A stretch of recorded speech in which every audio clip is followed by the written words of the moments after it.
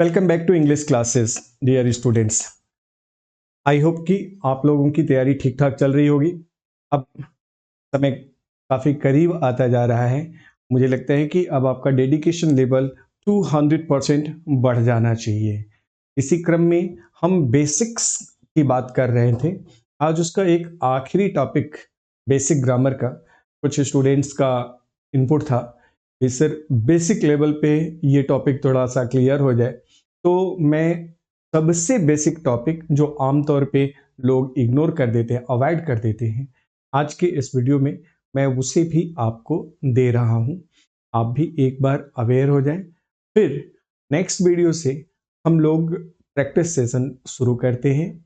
आप लोग एकदम कमर कस के तैयार हो जाइए और जितनी अच्छी प्रैक्टिस होगी मतलब उतना ही अच्छा सकारात्मक परिणाम मिलने की उम्मीद भी बढ़ेगी।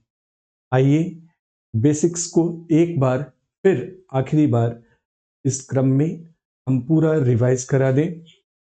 इस क्रम में आज का जो टॉपिक होगा, हमने 3 टॉपिक को ऑलरेडी बोर्ड पे नोट कर रखा है। पर्सन्स, नंबर और जेंडर। जब भी हम शुरुआत करते हैं हमको किसी भाषा की, तो आपको ध्यान होगा कि हम भाषा की शुरुआत उसके अक्षरों से करते हैं, लेटर्स से करते हैं। वहाँ आपको बताया जाता है कि देयर आर 26 लेटर्स, जिसको हम बाय नेम अल्फ़ाबेट कहते हैं। आगे चलते हैं, उसका डिवीजन होता है तो वॉवेल एंड कॉन्सोनेंट में बट जाता है। Then there comes a question कि ये जो 26 लेटर्स होते हैं इनके बारे में सबको पता होता है। दूसरी ये बात कि ये 2 कैटेगरी में बटे होते हैं, वॉवेल और कॉन्सोनेंट, ये भी आप जानते हैं। लेकिन तीसरी बात जो आज मैं आपको बता रहा हूँ और एक क्वेश्चन है, आप पहले इसका आंसर मुझे दीजिए। नहीं पता होने पे मैं आपको आंसर दूंगा कि ये जो वॉवेल और कॉन्सोनेंट मिलके 26 लेटर्स होते हैं, इनके साउंड कितने होते हैं, क्या आपको पता है? क्या आपको कभी भी कहीं इस प्रश्न का जवाब किसी टीचर के द्वारा मिला था? यदि हाँ, तो जरूर आप हमें कमेंट सेक्शन में बताएंगे। नहीं की दिशा में मैं आपको रिचार्ज करता हूँ, आपको रिमाइंड कराता हूँ कि जो 26 लेटर्स होते हैं इनके साउंड्स 44 होते हैं। अब आप पूछ सकते हैं कि सर ये क्या है, कैसे है, इसका क्या कॉन्सेप्ट है? इस कॉन्सेप्ट को, चूंकि being a student of English language, एक क्वेश्चन के रूप में ये आ जाता है कि इनके साउंड्स कितने होते हैं, तो फिर आप क्या करेंगे? और जनरली देखिए विडंबना कि हम लोग को बचपन में नर्सरी से शुरुआत कराया जाता है ए फॉर एप्पल से, और फिर आगे चल के जब हमको ग्रामर शुरू किया जाता है क्लास 1 से, तब से ये इतना इम्पोर्टेंट आंसर छोड़ दिया जाता है। 44 से मतलब क्या है, अब आप देखेंगे ये कहते हैं कि ऐसे तमाम वर्ड्स होंगे, लेटर्स होंगे जिनका एक से अधिक साउंड होता है। फॉर एग्जांपल अगर हम बात करें CAT, तो आपको भी पता है इसे हम कैट कहते हैं। लेकिन CITY, अब आप इसको देखेंगे तो इसको TT नहीं बोल रहे हो, आप इसको CT बोल रहे हो। Means you can notice that the same letter C comes here for ka, and the same letter C gives us the accent of phonetic of sh, isn't it?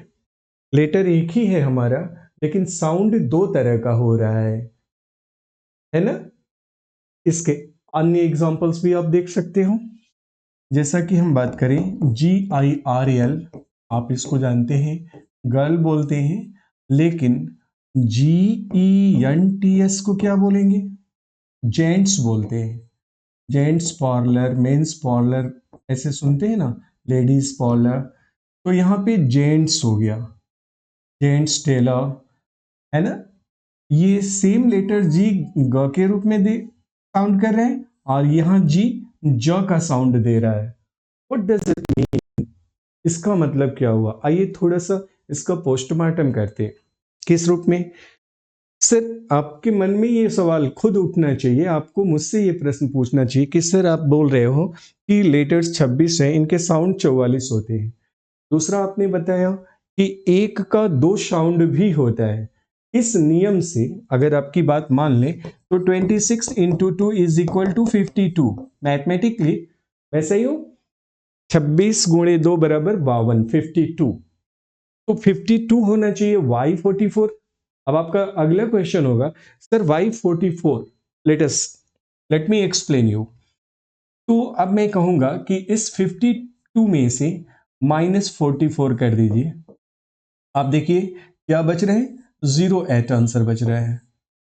ठीक, वन इक्वेशन, ये अभी पहला equation है। आइए दूसरा देखते हैं। अब मैं ये कहूंगा कि इस 26 में से वो जो 8 बचा -8 यहां पे माइनस कर दीजिए, तो आपको आंसर मिलेगा 18। ओके, ये इक्वेशन नंबर 2 सही है। 26 - 8 बराबर 18। अब आगे बढ़ते हैं। अब यहां पे ये ध्यान रखना है कि अगर काउंट्स 2 होते हैं तो इन 18 को 2 में इंटू करिए। ठीक है, तो रिजल्ट आपको मिलेगा कितना, 36। और ये जो 8 है, इस 8 को 1 से इंटू करिए तो ये देगा 8। और 36 और 8 को फिर 8 को ऐड कर दीजिए तो ये हो जाएगा 44। और इस 18 और 8 को ऐड कर दीजिएगा तो ये हो जाएगा 20। इस तरह हेंस इट इज प्रूव्ड, गौर करेंगे कि 26 लेटर्स डिवाइडेड इनटू 2 सेगमेंट्स, ये हो रहे हैं 18 इंटू 2 और 8 इंटू 1। Okay, then result 44। इसको अब एक बार सरल शब्दों में समझिए। 18 ऐसे लेटर मिलेंगे अल्फाबेट में जिनका डुअल साउंड होगा, जैसे यहां पे आपने देखा, जिसे क भी और श भी।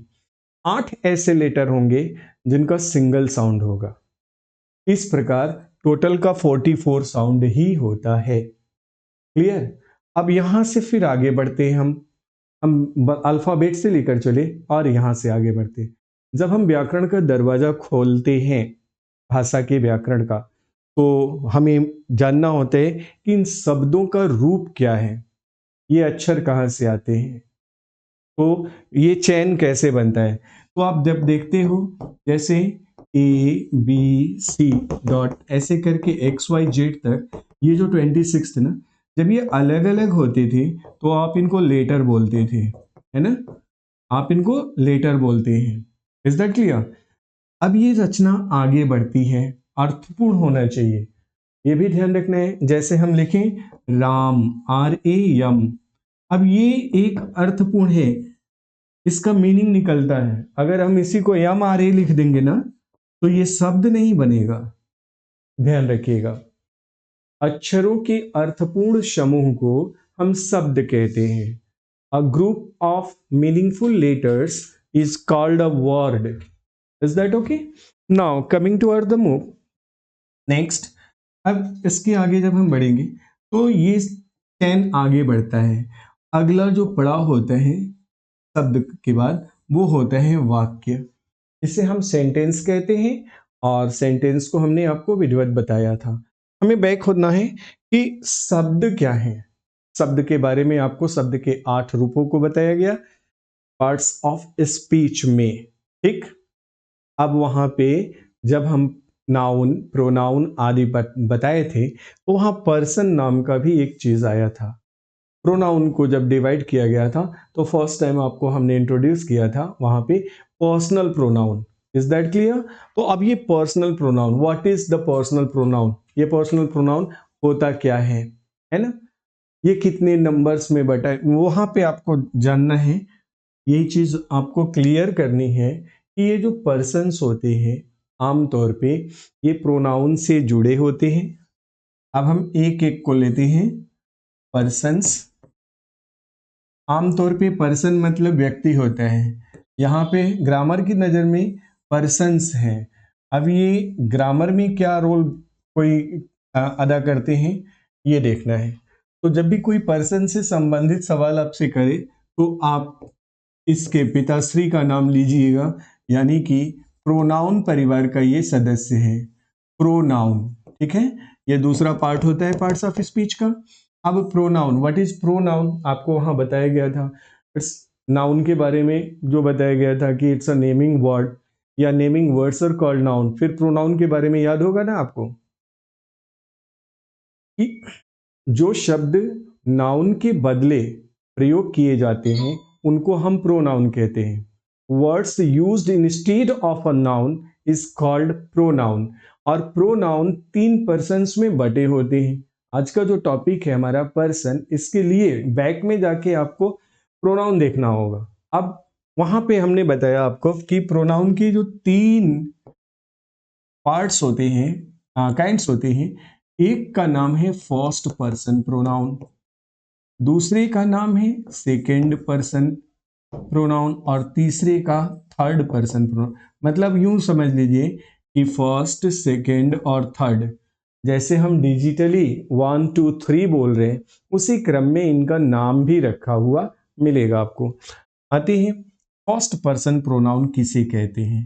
तो अब आपको यहाँ पे हमने बताया था कि ये 2 क्रम में बटे हैं और इनको हम नंबर्स कहते हैं। ठीक है, ये नंबर्स में बटे होते हैं। नंबर्स के बारे में आगे चल के हम अभी चर्चा करने वाले हैं। ये सिंगुलर और प्लूरल में खुद भी बटे होते हैं। ओके, 2 प्रकार के नंबर्स पाए जाते हैं। हालांकि अगर हम लैंग्वेज के आधार पे डिफ्रेंशिएट करके पढ़े ना, या कंपैरेटिव स्टडी करें अदर लैंग्वेजेस से, तो आप पाओगे कि संस्कृत में वचन 3 हुआ करते थे, एक वचन, द्विवचन और बहुवचन। बात अंग्रेजी की करेंगे तो यहाँ द्विवचन नहीं होता है, यहाँ या तो एक वचन या फिर बहुवचन। ठीक, यहाँ पे बात करें हम फर्स्ट पर्सन में आई और वी को रखा गया है। अब इनका एक फॉर्मेट होता है, रूप होता है, आई मी, माई माई me, mine, in fact my self. ये रूप होता है 5 कैटेगरी में, ध्यान रखिएगा। 1 2 3 4 5 स्टेप्स में ये रूप होते हैं कर्ताओं के। ये चीज आप संस्कृत ग्रामर में बचपन में अगर कभी आपने पढ़ा होगा किसी क्लास में, तो उसमें दिया रहता है, जैसे सह तौ ते, तम तौ तान, तेन ताभ्याम तेभ्य, ऐसे पढ़ा होगा। तस्मै ताभ्याम ते, ऐसे पढ़ा होगा, है ना। तो उसी तरह यहाँ पे आई, माई, मी, माइन और माई शेल्फ, ये ग्रामेटिकल डिवीजन है। You will have to understand the basics of grammar. बिना इसके आप आगे मूव नहीं कर सकते हैं, गलतियां बार बार होंगी। इसलिए आज एक आखिरी बार मैंने इन सारी चीज़ों को रिकॉल कराया है आपको, और इसलिए ये बेसिक्स दे रहे हैं। भले आप 15 साल पहले पढ़े हों, 10 साल पहले पढ़े हों, भूल गए हों, है ना, कहीं कंफ्यूजन हो, तो ये क्लियर हो जाना चाहिए। कॉन्सेप्ट आपका कंफ्यूजन वाला नहीं रहना चाहिए, क्योंकि नाउ यू आर मूविंग और advancing towards your examination, upcoming exam, isn't it. तो योर पिक्चर या your concept should be crystal clear, एकदम क्रिस्टल की तरह स्पष्ट होना चाहिए। Whenever you see, whenever you read a question, your answer should be on the shallow. वो एकदम पानी की, स्वच्छ पानी के सतह पे जैसे कोई चीज हो, स्पष्ट दिखाई देती है, ठीक वैसे आपका आंसर भी क्वेश्चन पढ़ते ही झलक जाना चाहिए ब्रेन में। आइए बात करते हैं सेकंड नंबर पे, ये है वी। अब इसका रूप होता है we, our, us, ours, and then here our self, means you will have to use VES. Okay, यहां पे ध्यान रखना है, because it is a plural form, इसलिए वहां पे आप रिफ्लेक्सिव प्रोनाउन भी प्लूरल का प्रयोग कर रहे हैं। Is that clear? ऊपर वाले में आप माई सेल्फ लिखे हैं, सिंगुलर है, और नीचे वाले में आवर सेल्फ जो लिखना है, ये प्लूरल फॉर्म में जब जाएगा तो एल एफ जो है वो VES में बदल जाता है एल के बाद, ये ध्यान रखना है। Now come second person, here we are going to form you, your, you, again yours, and here yourself. यहां पे ध्यान रखना है कि योर सेल्फ VES, यहां यू का दो रूप चलेगा। अक्सर लोग एक ही रूप लिख देते हैं, बाद में बच्चे कंफ्यूज रहते हैं। मैं स्पष्ट कर दूं कि जैसे फर्स्ट पर्सन में भी यू प्रयोग किया जाता है और सेकंड पर्सन में, मतलब सॉरी, सिंगुलर नंबर में भी और प्लूरल नंबर में भी। अगर सिंगल आप हैं तो हम कहेंगे कि यू स्टैंड अप, आप खड़े हो जाइए, या यू शुड रिप्लाई मी, आपको उत्तर देना चाहिए। व्यक्तिगत आपकी बात कर रहा हूं मैं, एक आदमी की, एक स्टूडेंट की। लेकिन इन अदर हैंड, दूसरी तरफ यू कैन सी कि अगर मैं, आप मेरे क्लास में सभी लोग हो और सभी लोगों को मुझे इंडिकेट करना होगा, तो भी मुझे यही बोलना होगा कि यू शुड स्टैंड अप, आप सब लोग खड़े हो जाएं। गौर करिए, सिंगुलर भी है और प्लूरल भी है। This is the basic difference. Now coming to the point, you, your, you, yours, ये डिफरेंस कैसे होगा, कैसे आप जानेंगे कि सिंगुलर के लिए प्रयोग किया गया है या प्लूरल के लिए? तो रिफ्लेक्सिव प्रोनाउन में जब आप उसका फॉर्मेट प्रयोग करते हो ना, तो वहां डिफरेंस स्पेलिंग में मिलेगा। कैसे मिलेगा? यहां पे योर सेल्फ प्रयोग करेंगे, सेल्फ, और नीचे जब आपको प्लूरल की बात होगी तो सेल्व्ज प्रयोग करना होगा, सेल्व्ज, SELVES। वेनेवर यू सी सम, ये कभी भी अगर आप देखें ना, जब भी देखिएगा VES है तो आप उसे प्लूरल के रूप में लोगे, और अगर केवल EF है, योर सेल्फ है, तो सिंगुलर के रूप में लेंगे। आइए लास्ट वन की बात करें। It is called third person. Third person में आपको ही, सी और इट तथा दे। अब यहां पे ध्यान रखना है कि ये तीनों सिंगुलर नंबर हैं, और सिर्फ दे की बात करेंगे तो ये होती हैं प्लूरल। अब ही का भी ऐसे ही रूप चलेगा, जैसे बाल का, बाल को, बाल का, ऐसे रूप चलता है ना, वैसे इसका भी एक रूप चलेगा।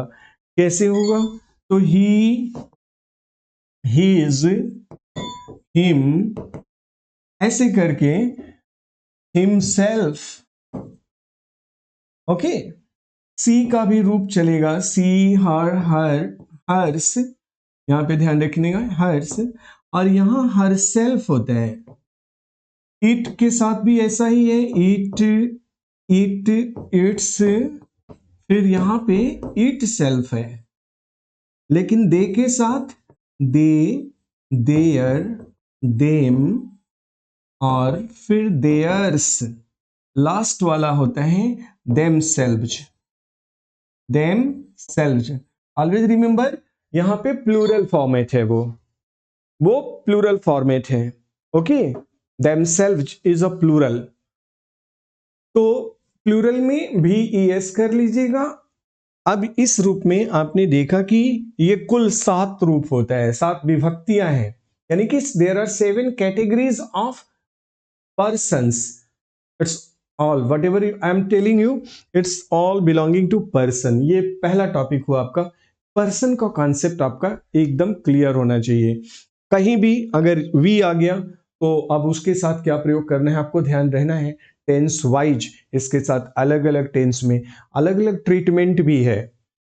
कई बार एक कोई कॉमन कॉन्सेप्ट लेके नहीं चल सकते हैं। यहाँ पे इसके पीछे भी एक लॉजिक है। क्या लॉजिक है भाई? कि कहीं आई सिंगुलर के रूप में आपको मिलेगी तो कहीं प्लूरल हो जाएगी। अब आप क्वेश्चन उठाते हैं, सर ऐसा क्यों है ना? कहीं तो मैं भाई इसमें यही कहूंगा कि देखिए, बेटी और बहू में अंतर होता है। हिंदी हमारी बेटी है, अंग्रेजी को बहू की नजर से देखिएगा, और बहू को अपनाने के लिए उसके गुण दोष को साथ में एक्सेप्ट करिए, नहीं तो घर से सुख शांति गायब हो जाएगी, है ना? अगर बहू के अवगुणों को आप हाईलाइट करेंगे, उसे इग्नोर नहीं करेंगे, उसे अपनत्व तो नहीं देंगे, प्रेम नहीं देंगे, तो फिर तो हंगामा निश्चित है, सुख शांति। ठीक उसी तरह अंग्रेजी हमारी बहू है, इससे जैसे मिला है हम इस पे क्वेश्चन नहीं कर सकते हैं। आप में से बहुत सारे लोगों ने सुना होगा या क्वेश्चन दिमाग में रहता होगा, BUT बट होता है सर, लेकिन PUT पट नहीं होता है, आखिर क्यों? वाई? है ना, PUT पुट हो जाता है, ऐसा क्यों? कभी तो as it is you will have to या वी विल हैव टू, हमारे अपने घर का रहता तो हम बदल देते ये नेचर, ये रूल, लेकिन since it belongs to a foreign country we have just hired, just हमने इसको ले रखा है, ऐसे समझिए किराए पे। अब किराए के घर में आप मॉडिफिकेशन अपने हिसाब से नहीं कर सकते हैं, है ना, वो तो ओनर ही करेगा। ठीक उसी तरह यहाँ के कॉन्सेप्ट को समझना है, भाषा की बारीक चीजों को ऐसे लेके आपको चलना है। आइए तो पर्सन्स के बाद हम दूसरे टॉपिक पे मूव करते हैं। जो दूसरा टॉपिक होता है, small topics are there, it is known as number. Second person number, Hindi में तो इसे वचन कहते हैं, और मुझे लगता है कि आप में से बहुत सारे लोगों को वचन तो याद होगा, है ना, बताएंगे आप बच्चन कितने होते हैं? हाँ, नहीं नहीं, मैं वचन की बात कर रहा हूं, बच्चन की नहीं, है ना। बच्चन तो वैसे तो सबको पता है, अमिताभ बच्चन, अभिषेक बच्चन, है ना, लेकिन यहां बात वचन की हो रही है। अब वचन की बात जब भी आती है तो फिर हम लोगों को बचपन में एक सीरियल में सुनाया गया था कि दशरथ ने कैकेयी को वचन दिया था। दूसरा हम लोग देखते हैं कि शादी विवाह होता है, आप लोगों ने भी 7 वचन लिए दिए होंगे सप्तपदी में, है ना, तो वो वचन तो याद होगा। लेकिन गौर करना है, यहाँ ये व्याकरण की दुनिया है, ये वो 7 वचन नहीं है, ये कुछ 8वां वचन है, और इस वचन को ऐसे आप बांचना है, ऐसे पढ़ना है कि ये याद हो जाए। इसमें कोई गलती होगी तो फिर जॉब तो भूल जाइए, है ना।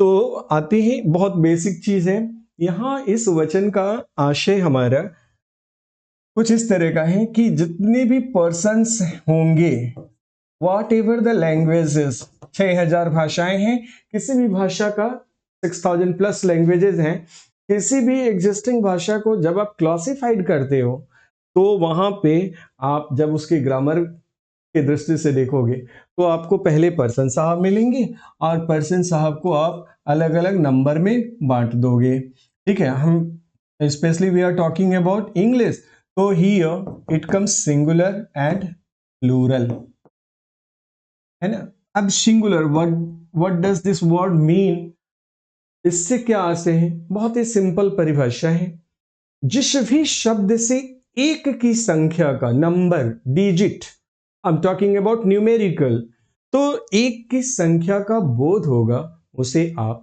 सिंगुलर नंबर कहते हैं। फॉर एग्जाम्पल हम कहें रवि, कविता, है ना, पेन, फ्लावर, ओके, यानी किसी एक व्यक्ति का नाम हो सकता है रवि। कविता अगर हम पुकार रहे हैं, किसी एक लड़की का नाम हो सकता है। पेन, एक कलम की तरफ इशारा कर रहा है ना। तो देखना है फ्लावर, ये एक की संख्या का बोध कर रहा है। मैं कहूं कि आप वहां क्या कर रहे हो, what are you doing there, what are you doing there, तो व्यक्तिगत एक व्यक्ति की मैं बात कर रहा हूं। तो जिस भी शब्द से एक की संख्या का बोध होता है उसको हम सिंगुलर नंबर कहेंगे। याद रहेगा, इसमें कोई न्यूमेरिकल नहीं है बड़ा। आगे बढ़ते हैं, प्लूरल की बात करते हैं। इसका हिंदी अर्थ ही बहुवचन होता है। देखिए, बहु, बहु यानी मेनी, यहाँ छोटा ऊ का मात्रा है, वो बहु वाला बहु नहीं है, तो बहुवचन। तो बहु का मतलब यहाँ पे मेनी से होता है, मोर देन वन, क्योंकि ये इंग्लिश है इसलिए मोर देन वन। संस्कृत रहता तो बहु का मतलब मोर देन टू हो जाता है, ध्यान रखिएगा। तो यहां एक से अधिक की संख्या का बोध कराए, जैसे हम फ्लावर को यहां पे यस जोड़ दें, फ्लावर्स कर दें, है ना। तो अब आप देखेंगे कि इससे हमारा आशय एक से अधिक फूलों की संख्या से होगा। हम रिवर को रिवर्स कर दें तो एक से अधिक की संख्या का बोध होता है, कराता है, ऐसे ध्यान रखना है। तो ये हो गया सिंगुलर और प्लूरल। अब आते हैं आगे तीसरा,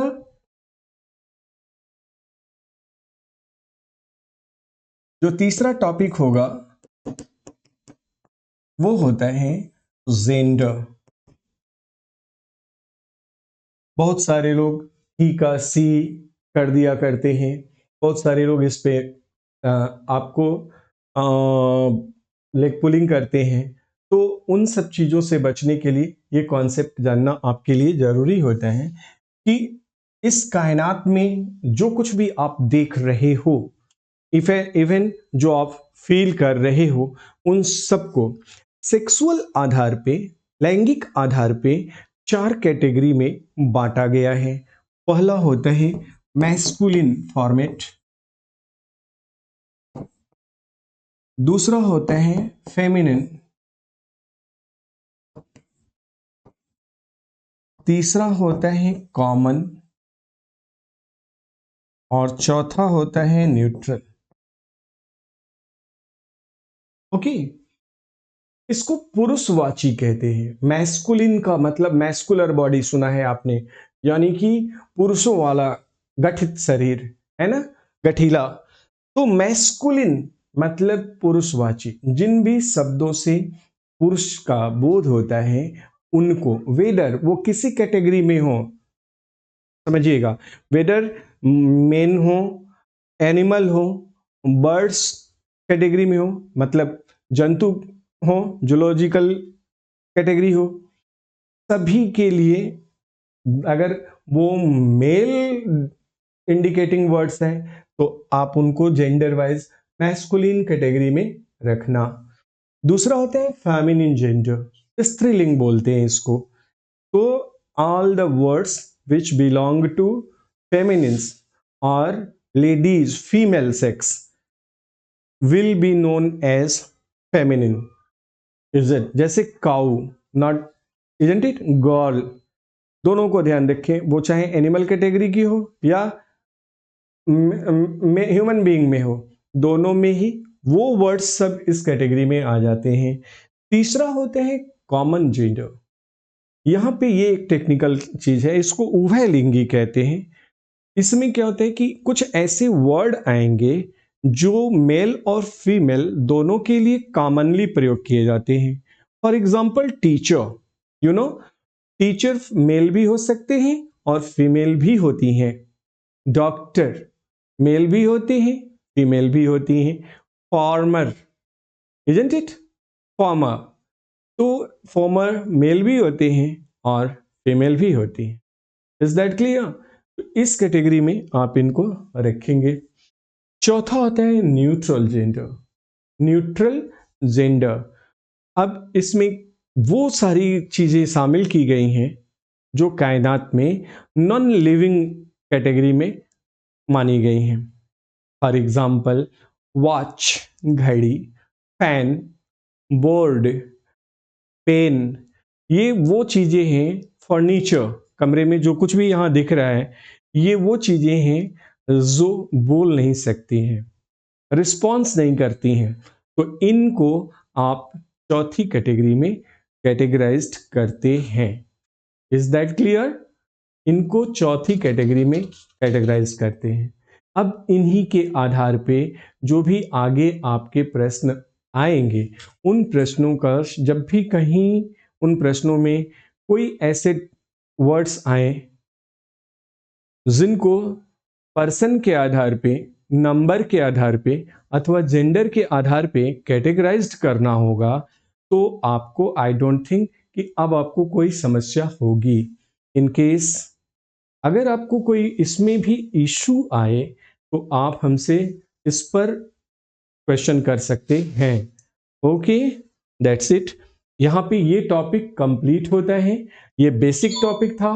इसके साथ साथ पीछे की वीडियोस में सीक्वेंस से आपको मैंने एक एक लेसन क्लियर कर दिया है, विथ नोट्स क्लियर किया गया है। आप वहां पे जाके एक बार रिवाइज कर लें, नेक्स्ट वीडियो में अब हम लोग प्रैक्टिस करने का काम करेंगे। इसके लिए आप अपना माइंडसेट उस हिसाब से बनाइए कि बेसिक्स आपका क्लियर है, अब आप प्रैक्टिस करने जा रहे हैं। यानी गेहूं को ले जाके चक्की पे पिसा के आप आटा घर ले आ चुके हैं, अब उसे रोटी बनाना है, तभी तो भूख मिटेगी। मतलब की चीज तो तभी आएगी। आइए अगले वीडियो में मिलते हैं, तब तक के लिए आप रिवाइज करिए। Good luck.